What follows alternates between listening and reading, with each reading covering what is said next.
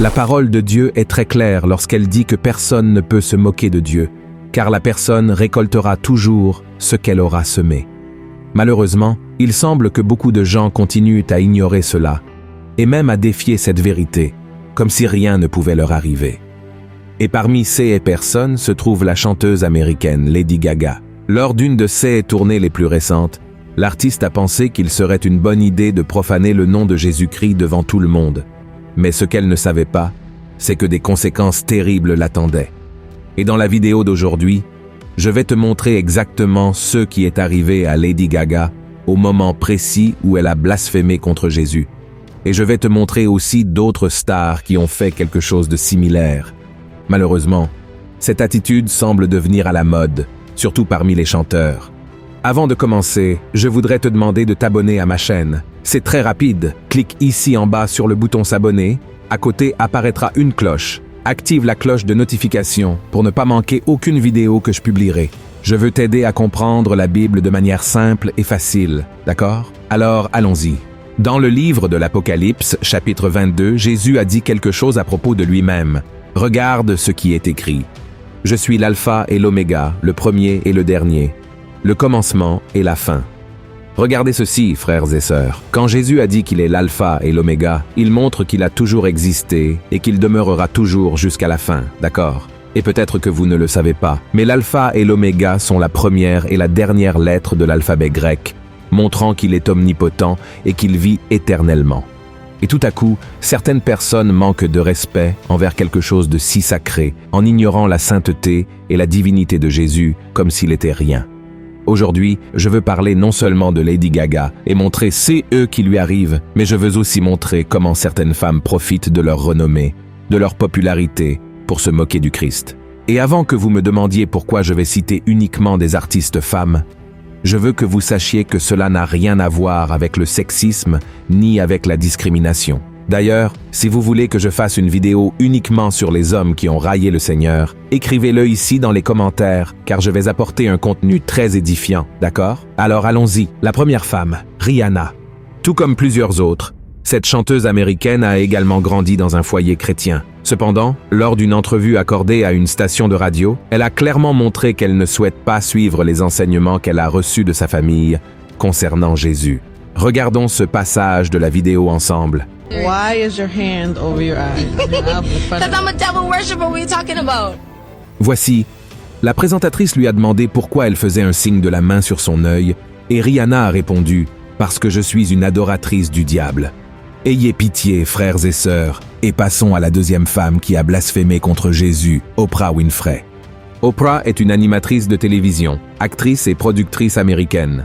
Elle est connue pour son talk show, The Oprah Winfrey Show, qui a été l'émission d'interview la plus regardée de l'histoire de la télévision. Oprah est également reconnue pour son histoire de vie inspirante et ses interviews avec de grandes célébrités et personnalités publiques.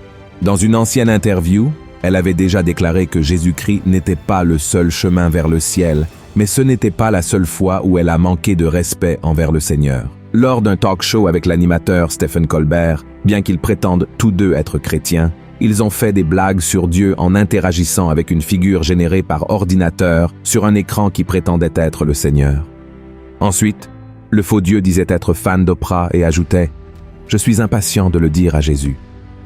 Regardez comment cela s'est déroulé. Oprah, Stephen, what's up? Hey! Oh, hey! Hey, God, it's God, everybody. Give it up for the Lord. Hey, everybody! I just spit out my I'm gum. sorry about this, Oprah. I apologize. Can I help you, Lord? I'm kind of in the middle of talking to somebody important. Oh, I know, Stephen. I'm a huge fan. That's great to hear. I'm a big fan of yours too, God. I really am. Wow, Oprah knows who I am? I can't wait to tell Jesus.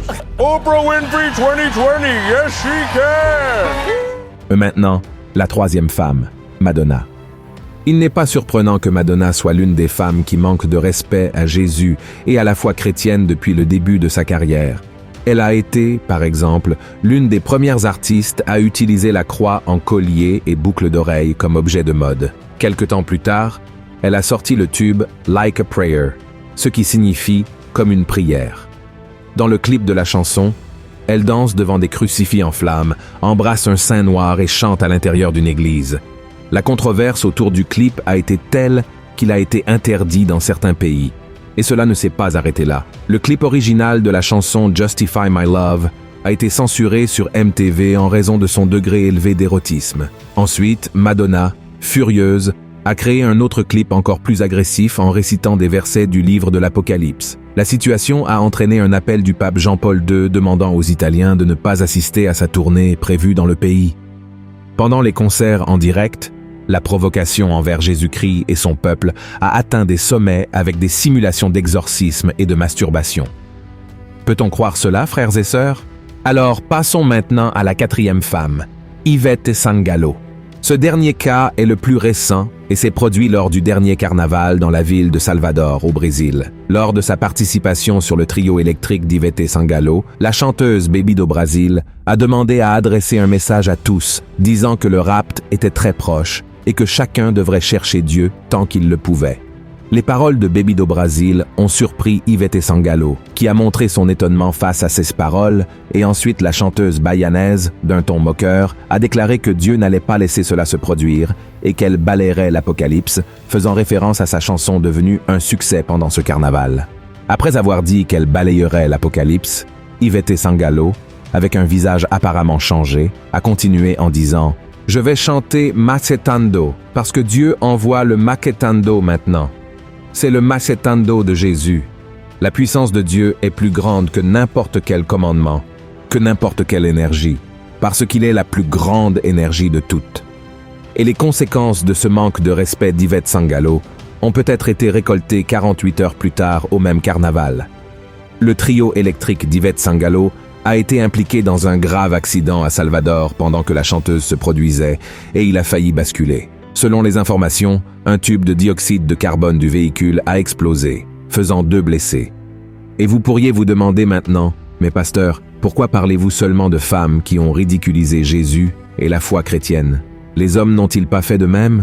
Bien sûr, frères et sœurs. Beaucoup d'hommes ont ridiculisé Jésus, ont manqué de respect envers notre foi chrétienne, mais j'ai voulu apporter ici des exemples féminins pour vous montrer que, de la même manière qu'il y a des femmes qui haïssent le Christ et se moquent de sa puissance, il y en a aussi celles qui l'aiment, qui lui consacrent leur vie et dont la vie est transformée pour toujours. Et l'un des plus grands exemples que je veux vous montrer concerne une femme nommée Marie-Madeleine. La Bible dit qu'elle vivait au milieu de la débauche, de la prostitution, jusqu'à ce qu'elle rencontre Jésus, qui a chassé 7 démons d'elle et lui a pardonné tous ses péchés. Cette expérience a radicalement changé la vie de Marie-Madeleine et elle est devenue une fervente disciple du Christ.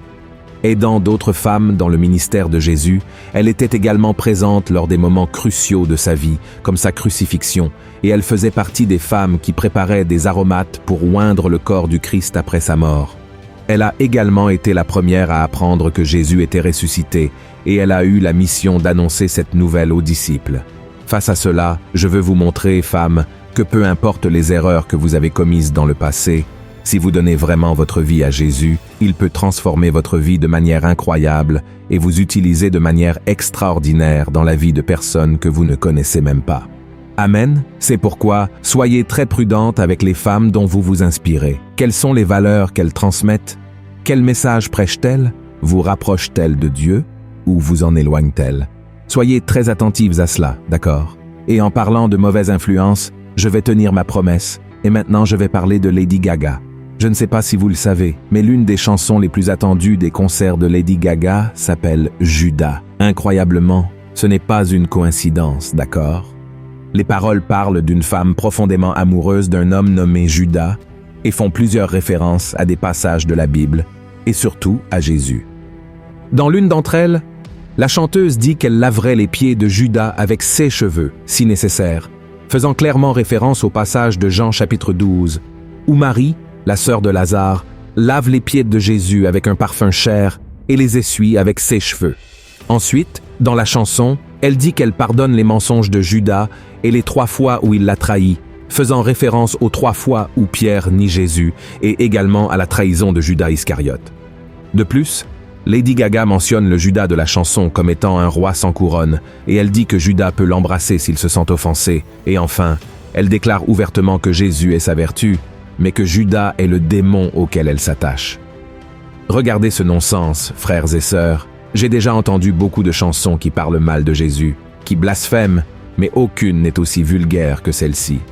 Utiliser des extraits de l'Évangile qui exaltent Jésus pour le comparer à Judas et dire qu'elle préfère le traître au Messie n'est pas seulement irrespectueux, agressif, mais c'est aussi un blasphème. Mais d'après ce que nous avons vu, cette chanteuse paie le prix fort pour cela. Jetons un coup d'œil à ce qu'elle a fait, puis nous verrons ce qui lui est arrivé peu de temps après. Voici Lady Gaga lors d'un de ses concerts. Elle commence à chanter Judas et puis, soudainement, quelque chose de très étrange se produit. Oui, c'est ça, elle tombe de la scène. Et maintenant, vous pourriez vous demander, mais ne serait-ce pas une coïncidence, pasteur? Oui, cela pourrait être le cas, mais pourquoi cela lui est-il arrivé à nouveau lors d'un autre spectacle? Remarquez qu'elle est tombée à nouveau. Cela peut sembler être de la malchance, peut-être, de la même manière que beaucoup sont arrivés à cette conclusion lorsque le trio électrique d'Yvette Sangalo a eu cet accident à Salvador. Mais répondez-moi une chose, pourquoi Lady Gaga est-elle tombée une troisième fois lors d'un autre spectacle qu'elle donnait? Serait-ce une trop grande coïncidence? Et pourquoi est-ce toujours dans la même chanson qui s'appelle Judas? Comme je l'ai dit au début de cette vidéo, personne ne peut se moquer de Dieu, car la personne récoltera toujours ce qu'elle aura semé, d'accord? Alors, je remarque que Lady Gaga reçoit plusieurs avertissements, des signes de Dieu pour qu'elle cesse de faire ses moqueries, ses blasphèmes, car sinon, si elle ne se repent pas de ses péchés, elle récoltera une conséquence bien pire, la condamnation éternelle en enfer. Et ce n'est pas moi qui le dis, mais c'est Jésus lui-même, quand il a dit que ceux qui ne croiraient pas en lui seraient condamnés. Donc, mon souhait avec cette vidéo est que vous, qui me regardez, que vous soyez femme ou homme, puissiez chercher sincèrement le Seigneur, vous repentir de vos erreurs et ne pas jouer avec des choses saintes. Jouez avec d'autres choses si vous le souhaitez, mais ne jouez pas avec le nom de Dieu, car le nom du Seigneur ne peut être traité en vain. D'accord? Il y a beaucoup de personnes qui se moquent des choses spirituelles, et ensuite elles ne comprennent pas pourquoi certaines choses tournent mal dans leur vie, mais c'est parce qu'elles laissent des ouvertures à Satan, car quand elles ne veulent pas la protection du Seigneur, le diable entre en action. Et là, frère, nous connaissons la destruction qu'il cause. Le diable ne plaisante pas. De la même manière, Dieu ne plaisante pas non plus. Aujourd'hui, la porte de la grâce est ouverte, et toute personne, qu'elle soit religieuse ou non, qu'elle ait un passé difficile ou un passé meilleur, peu importe, doit se repentir de ses péchés, croire en Jésus comme son Seigneur et Sauveur, car il est le seul qui peut nous sauver. Amen. Jésus a versé son précieux sang, il n'avait aucun péché. Mais là, sur la croix du Calvaire, il est mort pour moi et pour vous, pour nous reconnecter avec Dieu, pour nous réconcilier avec le Seigneur. Et je remercie Dieu parce qu'il y a de nombreuses années, j'ai ouvert mon cœur, j'ai renoncé à tout mon passé, à mes préjugés, et je me suis vraiment donné à Jésus, et il a changé ma vie. Et aujourd'hui, je peux avoir l'assurance de la vie éternelle, car cela ne dépend pas de moi, mais de ce qu'il a fait là sur la croix, et que vous puissiez avoir cette certitude aussi, d'accord? Que Dieu vous bénisse, je vous attends dans la prochaine vidéo et n'oubliez pas, partagez ce message avec le plus grand nombre de personnes sur WhatsApp. Un grand câlin